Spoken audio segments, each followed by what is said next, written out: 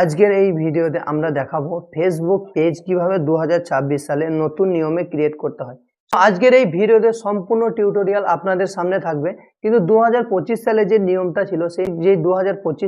নিয়মটা ছিল সেটা 2026-এ আপডেটেড ভার্সন হয়ে কিন্তু পরিবর্তন হয়ে গেছে। ঠিক আছে, তো আজকের এই ভিডিওতে সম্পূর্ণ প্রসেসে আপনাদেরকে দেখাবো ফেসবুক পেজ নতুন নিয়মে কিভাবে ক্রিয়েট করতে হয়। ঠিক আছে, সেটাই আপনাদেরকে আমি দেখাবো। কিন্তু এখানে একটা কথা বলে নিই, দেখুন ফেসবুক পেজ যদি আপনারা ক্রিয়েট করতে চান, কিন্তু আপনাদেরকে ফেসবুক পেজটা সেই প্রোফাইলের সাহায্যে কিন্তু আপনাদেরকে ক্রিয়েট করতে হবে। কিন্তু আপনাদের সেই প্রোফাইলে যদি কোনো পলিসি ইস্যু আছে বা চাইল্ড সেফটির যদি কোনো ইস্যু আছে, তাহলে কিন্তু সেই প্রোফাইলের সাহায্যে কিন্তু আপনারা ফেসবুক পেজ ক্রিয়েট করবেন না। যদি করেন তাহলে আপনাদের সেই পেজেও কিন্তু ওই প্রোফাইলে পলিসি ইস্যু আসার কারণে ওই পেজেও কিন্তু আপনাদের ওই পলিসি ইস্যুটা কিন্তু ট্রান্সফার হয়ে যাবে। কিন্তু এই পলিসি ইস্যু রিমুভ হতে কিন্তু খুব সময় সাপেক্ষের ব্যাপার, কিন্তু এই পলিসি ইস্যু কিন্তু রিমুভ করা যায় না। ইউটিউবের ক্ষেত্রে যদি কমিউনিটি গাইডলাইন স্ট্রাইক আছে, তাহলে সেই ক্ষেত্রে একটা একটা সিরিজ আছে, একটা লিমিট আছে, 90 দিনের মধ্যে কিন্তু সেটা রিমুভ হয়ে যায়। কিন্তু ফেসবুকের ক্ষেত্রে এটা খুব খারাপ নিয়ম। ফেসবুকে কিন্তু এটা কিন্তু কোনো রকমভাবে আপনি পরিবর্তন করতে পারবেন না বা রিমুভ করতে পারবেন না। যদি হয় তাহলে কিন্তু আপনার লাভ। তো আপনাকে আমি সবসময় রেকমেন্ড করব নতুনভাবে একটা ফেসবুক প্রোফাইল ক্রিয়েট করুন এবং সেই প্রোফাইলের সাহায্যে আপনি পেজ ক্রিয়েট করুন। তো আজকের এই ভিডিওতে আমি দেখাবো যে এই ফেসবুক পেজ ক্রিয়েট করে কিভাবে ইনকাম করতে হয়। ঠিক আছে, A to Z গাইড এই ভিডিওতে আমি আপনাদেরকে দেব।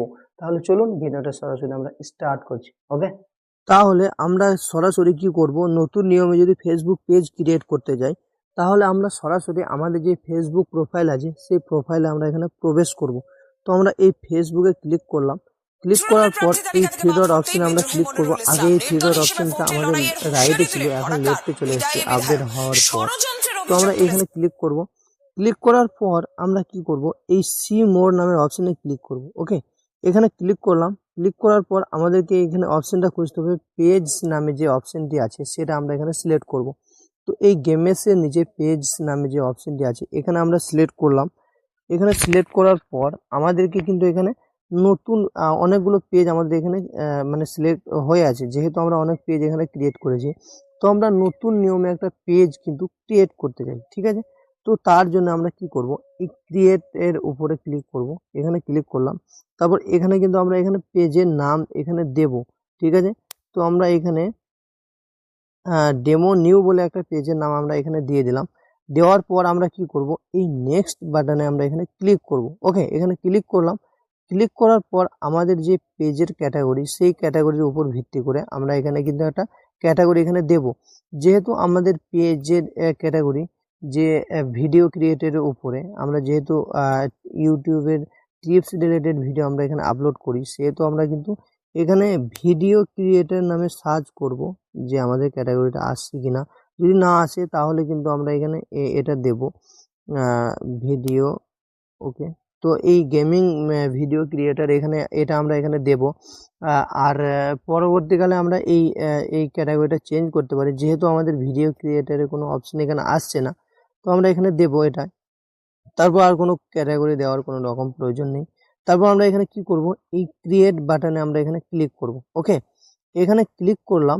ক্লিক করার পর আমাদেরকে কিন্তু একটা বায়ো এখানে কিন্তু অ্যাড করতে হবে। ঠিক আছে, তো এই বায়োতে আমরা এখানে দেব, মানে আমাদের ভিডিও টপিকের উপরে কি বায়ো সেটা আমরা এখানে দেব। যে আমরা এখানে লিখতে পারি যে ইউটিউব ইউটিউব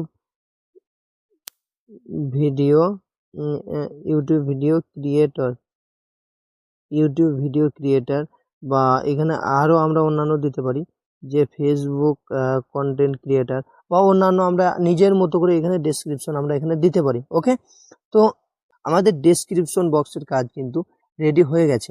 এরপর আমরা এখানে যদি আমাদের কোনো ওয়েবসাইট থাকে, ইউটিউব চ্যানেলের লিঙ্ক আমরা এখানে দিতে পারি, কোনো রকম প্রয়োজন সমস্যা হবে না বা প্রবলেম নেই। তারপর আমাদের যদি কোনো ইমেল থাকে সেটা দিতে পারি, ফোন নাম্বার দিতে পারি, লোকেশন আমরা অ্যাড করতে পারি, জিপ কোড অ্যাড করতে পারি। তো এগুলো কোনো কিছু করার প্রয়োজন বলে আমি এখন মনে করছি না, যেহেতু আমাদের বায়োটা এখানে প্রয়োজন ছিল আমাদের দর্শকদের বুঝতে বা জানতে, সেক্ষেত্রে তো আমি সেই রকম মানে বায়ো আমি এখানে দিয়েছি। তারপর এই নেক্সট বাটনে আমি এখানে ক্লিক করব।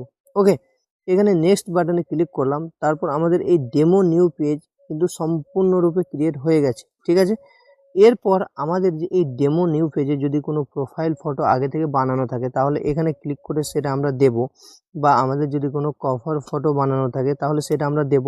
এবং এখানে আমি একটা কথা বলে নিই, এই যে কোনো একটা ইউটিউব চ্যানেল হোক বা ফেসবুক পেজ হোক, যদি আপনি সিরিয়াসভাবে সেখানে কাজ করতে চান তাহলে সেক্ষেত্রে কিন্তু সেখানে কিন্তু এই মানে কভার ফটো বা প্রোফাইল ফটো কিন্তু দেওয়া কিন্তু খুবই প্রয়োজন।